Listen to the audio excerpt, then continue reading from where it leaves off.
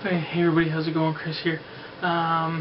Just finished watching a few YouTube videos, particularly Why Not Arts, just Talking #2, and that raised a few things for me.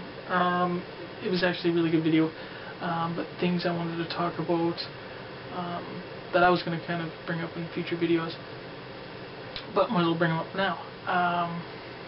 And a purchase that I got here. So right now I'm trying to be quiet too. I'm home alone, son's taking a nap, so instead of doing this later, just watching Why Not Arts video kind of sped this up. I wanted to do it now, and I'll kind of explain things as I go. But just doing this very quickly, so I might mumble and stumble because I'm trying to get through it quickly, but still give you guys, try to get my full idea across. So first I want to talk about this purchase. This is the Overstreet Guide to Collecting Comics. Joe Jusko cover. So I got this from mycomicshop.com. I was going to pick it up a while ago, but by the time I was going to pick it up when it was first released, it ended up being sold out online. Then I saw R.Dowdy95 have one, the same cover. I can't remember whether he got the hardcover or not. And I think there's another picture as well. But anyways, this eventually come back, to being available online, so I picked it up right away. So let me just tell you a little bit about that. So this one, it actually has, most of it is going to be pretty good to read. I mean, there's something in here for the new collectors, the old collectors. It helps to just bring some few things up to date, just reaffirming things or opening your eyes to new things as well. So I'll just quickly go through some of the stuff that's in here, and it kind of starts out as presented in a little bit of a way like the free comic book day issue was a little while ago, back in May this year, and that one was really good. So that kind of what helped me get this too, because I liked that little mini comic that they put out during Free Comic Book Day, so I thought, oh, that was pretty good. I want to see what this is. And R. Dowdy, when he bought his, mentioned a little bit about his, and that also helped as well. But anyways, so it goes through just some of the things about comic books. You got buying and selling. You got a lot of articles about comic books, about the ages of comic books, preservation, grading. You got things about the pedigree, collections, how the market is today, and how it was then. It's got a big Hall of Fame section as well. So there's some of the stuff in here that I found was not really, I mean, it was all kind of associated with people collecting comic books, but wasn't exactly, a guide to the actual collecting, but just things in relation to. So some things I found weren't relevant for this magazine, but the majority of it was. And some of the downside is that it is heavily filled with advertisements and self-advertising for the Overstreet. But other than that, there are quite a few things in here that are really good, and if you can find it for the cover price or even cheaper, I would recommend most comic book collectors pick this up right now. It certainly opened my eyes to a few things that I'm going to try out. Some things that I didn't want to,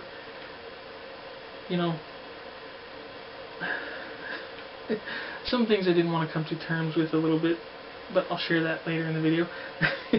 But overall, pretty good magazine, and I'd definitely recommend it. And in this one, oh yes, this article right here, Market Observations, I think I found the would be the origin of Hippies Collectibles saying that he usually says in one of his videos, or maybe Hippies was the origin of this one. I don't know which way it goes. But this was an article by Robert Overstreet. And he does end up saying down at the bottom here, he says, one of the steps, or one of the things you should do as a collector is enjoy what you collect and collect what you enjoy. So, there you go. But yeah, so there are a few things. Some things are slightly reprinted, some things articles I've read other places, but some of them are slightly updated or have some little other footnotes that kind of update it. But yeah, overall, pretty happy with this magazine. So with this, and the year ends, the year end coming, hopefully the world doesn't end, that in January usually comes New Year's resolutions. With the help of this book, I think I might be able to focus on a few of my resolutions. Not just for, most people think of resolutions, for yourself, personal resolutions like losing weight and all those kind of things. But what I'm talking about in this community is comic book resolutions for yourself as a collector. So I'm going to go over that. And this is where part of Why Not Art's video came into play, because he was talking about a few things that sounded like would be some resolutions for his family in the coming year, but also resolutions for himself as a collector. So I want to get this out here, and I'm going to ask everybody after this video talk about your comic book resolutions. So put your comments, or even it'd be awesome, make your own video response to your comic book resolutions for the coming year 2013.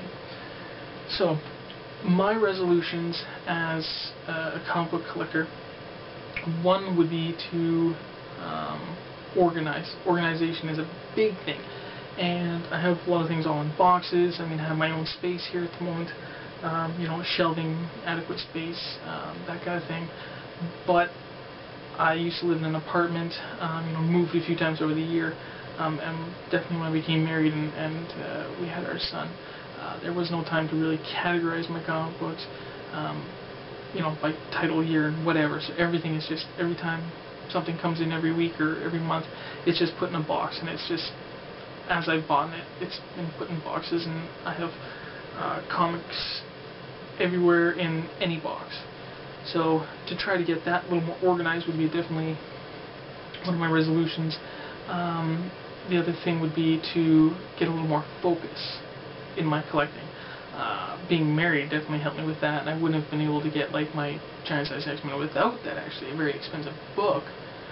But it put more, being married, having a son, it put more focus into my collecting on what I really wanted, and I was able to come up with a savings plan. Before, I wouldn't come up with any savings plan. I would just, all my extra money every month, I used to just spend it all on some new stuff, some stuff that was just wowing me that month, and saying, oh, I'll never get this book, oh, I'll never get that book. But if I saved up for 2 months, maybe I would have. But yeah, so now, continuing the focus of my collection, and I've been getting some awesome stuff. I'm probably overspending in the year a little bit, although on stuff that I really liked, I'm glad to have. But I think I won't be disappointed just to focus it and narrow my collecting a little bit more, and really trying to get more top dollar books in my collection that I'm going to love. Also, with the preservation, Hibby's Collectibles is currently going through this, and he's saying he's starting to switch out all of his books from the the polypropylene bags to all the Mylars. Mylar is very good, very good. I'm just getting into it, just getting used to it. So I really do like, the regular, where are they here? No, that's all Mylar. Right here. The regular, Ultra Pro bags, on the boards, they're really great. And for the, non-archival bags for comics, those are definitely the best. But thinking of a very long-term preservation for your collection, Mylar definitely is the way to go. Takes a little bit getting used to making a switch, and that task will be very tedious and perhaps cost-consuming. But will be better if I have more of a focus on my direction of collecting than having more dollars left over to be purchasing better archival supplies, such as a Mylar. Then it wouldn't be seem as tedious or whatever. So that's where I'm slowly gonna transition to, is getting a few more Mylars. Also with that, I really do want to try the micro-chamber papers as well for my older collections especially. The newer modern comic books aren't as needing the micro-chamber as much right now, but so yeah, and I think I should be able to get some for fairly cheap. I'll try them out. I think I've got a place I'm going to buy at least 100 from soon when I get some money, maybe coming next year. And I think I see, I don't know if Captain Strangelove, he actually has a bunch of the micro-chamber paper, because I know he's pulled out comic books and there have been micro-chamber paper in them when he's shown them, so I think he's probably purchased some of them himself too. So, and what this book helps do, like I say, helps you read a few things, reaffirming things, or just putting your mind onto something new and better for your collection. So it's a really good book in that way. And I'm at that point now probably where I could probably step up, myself as a collector. And there's many out there that are I'd say far better, greater collectors than me. And as a collector, it takes a lot of time and money, and I think it doesn't always have to, but you know what I mean. I just want to step it up a little bit more, just get my collection more organized, present it a little better, and keep it safer. So those, what I think it was mentioning 3 things that I want to do for my comic book New Year's resolutions: organizing my collection better, focusing my collecting more, and better long-term preservation for my collection. So those are my 3 New Year's resolutions as a comic book collector. So I think that's about all I have to say. I'm sure there was plenty more I had in my head to say, but probably forgot. But any questions or comments, definitely leave them below, and I'd love to see your guys' responses on your comic book New Year's resolutions, either in comments or in a video form. That would be awesome. So that's about that. I'll talk to you guys later. Bye.